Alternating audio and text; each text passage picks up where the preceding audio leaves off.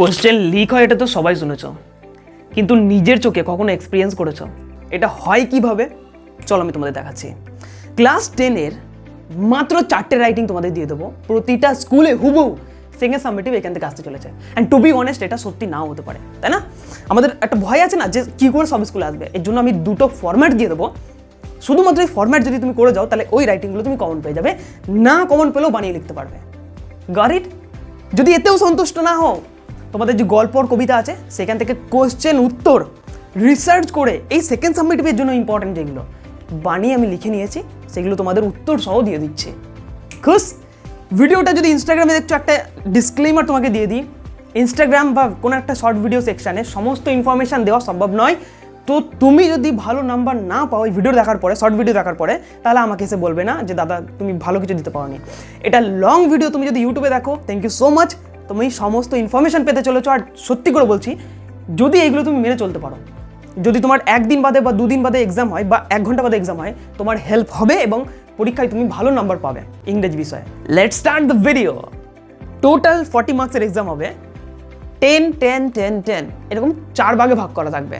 10 নম্বরের সিন, 10 নম্বরের আনসিন, 10 নম্বরের গ্রামার, 10 নম্বরের রাইটিং। সো রাইটিংয়ের পার্ট দিয়ে আমরা শুরু করছি ভিডিওতে। আমি টোটাল রাইটিংগুলো এখানে দিয়ে দিচ্ছি, সেইগুলো স্ক্রিনশট নিয়ে নেবে উত্তর সহ। এবং তুমি যদি ইনস্টাগ্রামে দেখছো তাহলে নিচে যে ভোক্যাবুলারিগুলো লিখে দিয়েছি, যে কোনো রাইটিং, আমার এটা পার্সোনাল এক্সপিরিয়েন্স হয়েছে, অনেকেই আছে রাইটিংগুলো পড়ে পুরোপুরি মানে বের করতে পারে না।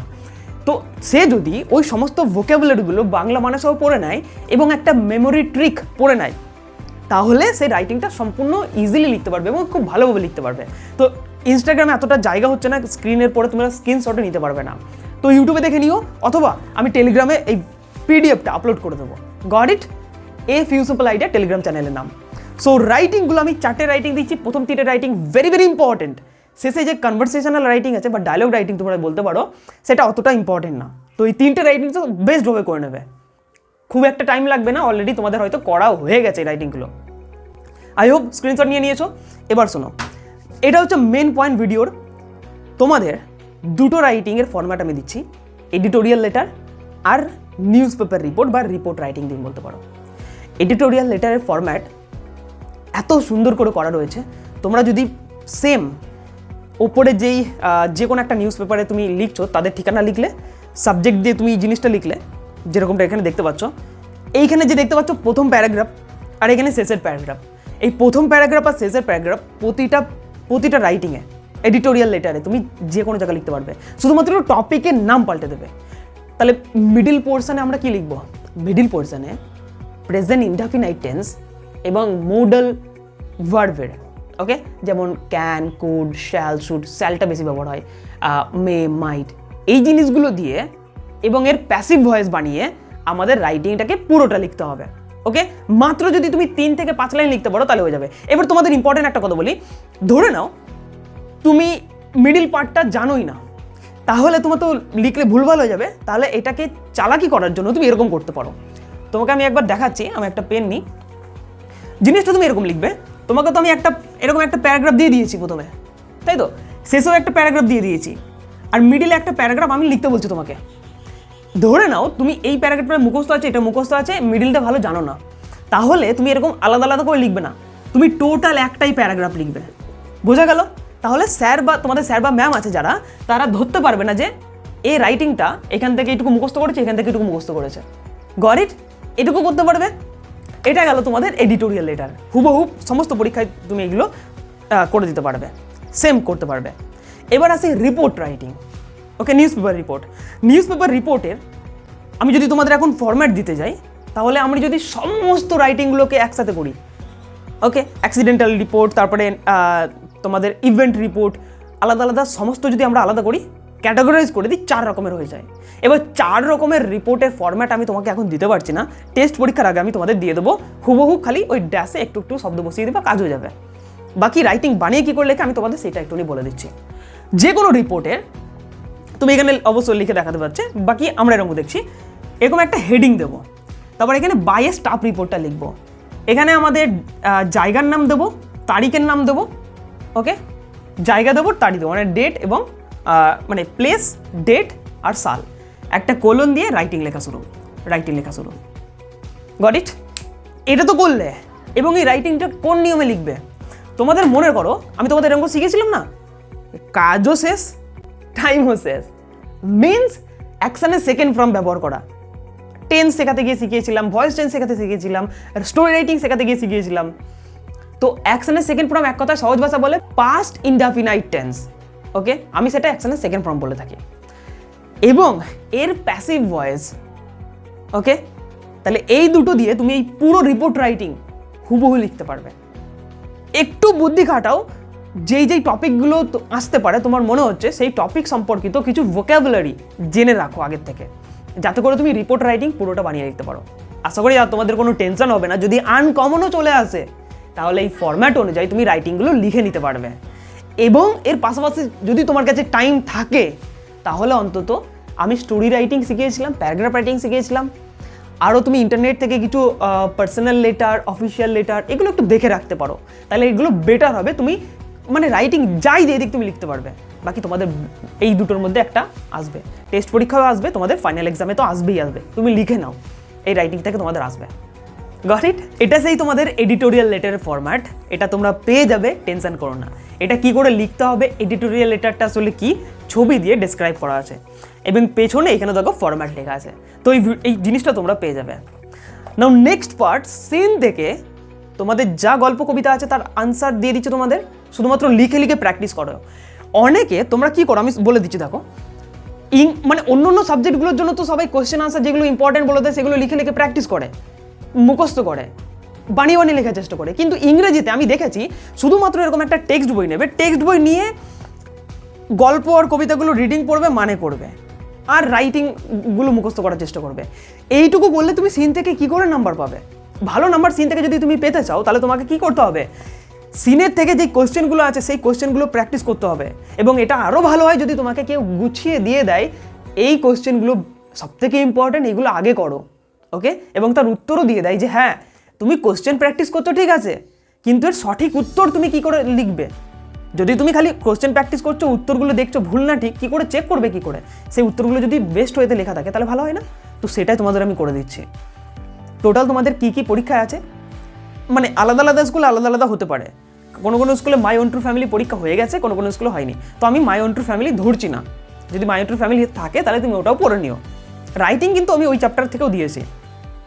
কথা হচ্ছে তোমাদের এখানে তুমি দেখাচ্ছি, দেখো আমি দুটো জিনিস নিয়েছি, sea fever, our runaway kite, আর একটা আমার আপাতত আমার এই কাছে পিডিএফটা নেই, দ্য ক্যাট।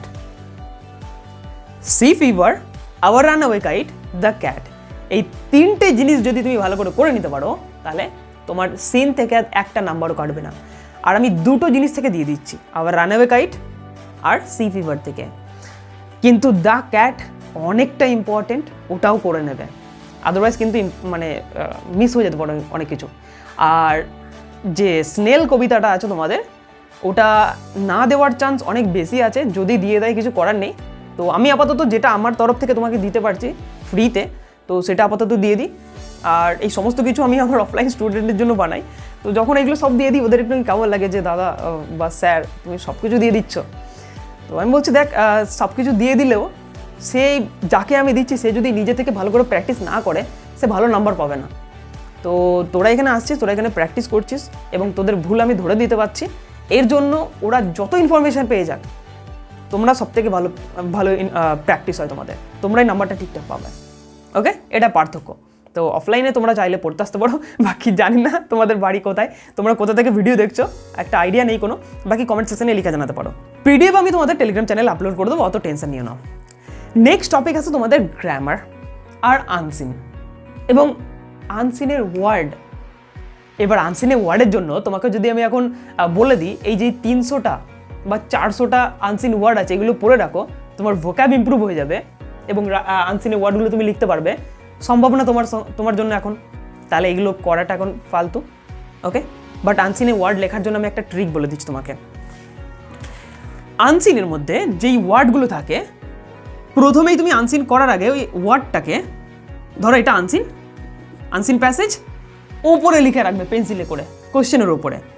যদি দুটো থাকে তাহলে দুটোই লিখে রাখলে, এবং প্রথমেই আনসিন পড়ার আগে এই ওয়ার্ডগুলোকে তুমি একটু পড়ে বোঝার চেষ্টা করো। আমি ডিটেলসে বলছি না, বাট এটা করো, তোমাদের অনেকটা লাভ হয়ে যাবে। দেখবে এই ওয়ার্ডগুলোকে লিখে রেখে তুমি বোঝার চেষ্টা করো এর মানে কি। বোঝা হয়ে গেল, তারপরে তুমি আনসিন পড়বে। যদি এটা করতে পারো তাহলে তোমার এই আনসিন ওয়ার্ডগুলো খুঁজে পাওয়া অনেকটা সহজ হয়ে যাবে। অলদো তোমার যদি ভোক্যাব একটু উইক থাকে তাহলে তোমার এগুলো সমস্যা হয়ে যাবে। এর জন্য আনসিন ওয়ার্ডগুলো পড়তে হয়। চেষ্টা করবো যদি তোমাদের ভিডিওতে ভালোবাসা দেখাতে পারো, মানে আমাকে সাপোর্ট করতে পারো, তাহলে আমি আরও বেশি ভিডিও আনবো। সিম্পল জিনিস। তো এই গেল আনসিন ওয়ার্ডের জন্য, একটু কষ্ট করে নিও। আমি এখন চাইলেও তোমাদের দিয়ে দিলে তোমরা করতে পারবে না। নেক্সট টপিক তোমাদের যে গ্রামার আছে। এবার গ্রামার থেকে কি করবে? গ্রামার থেকে কোনো সাজেশন হয়? গ্রামার থেকে কোনো সাজেশন হয় না। বাকি তুমি যদি ক্লাস 10-এর মাধ্যমিক এক্সামে, বোর্ড এক্সামে ভালো নাম্বার পেতে চাও, প্রতিটা টপিক থেকে 200টা করে কোয়েশ্চেন সেট প্র্যাকটিস করবে। ভয়েস চেঞ্জ থেকে 200টা প্র্যাকটিস সেট, ন্যার সেন্স থেকে 200টা প্র্যাকটিস সেট, তোমাদের সাবজেক্ট ভার্ব এগ্রিমেন্ট বা রাইট ফর্ম অফ ভার্ব সেখান থেকে 200টা প্র্যাকটিস সেট, মানে 3 নম্বরে এক একটা করে, ঠিক আছে? ফ্রেজাল ভার্বে 200টা প্র্যাকটিস সেট, এরকম করে আর্টিকেল প্রিপোজিশনে এটা বললাম। তো এরকম করে 200টা প্র্যাকটিস সেট করতে হয়। বাকি এই বছরের জন্য, সেকেন্ড সাবমিটিভের জন্য তোমার কাছে যেহেতু টাইম নেই, তোমরা বইয়ের মধ্যে যে কটা রাইটিং আছে, যে কটা গ্রামার আছে, সেগুলো একটুখানি দেখে যেও। দেখবে মোটামুটি গ্রামারটা কমন আসে না, বাট একটু হলেও ভালো, মানে কিছু বোঝা যায়, আইডিয়া হয়ে যায়। Got it?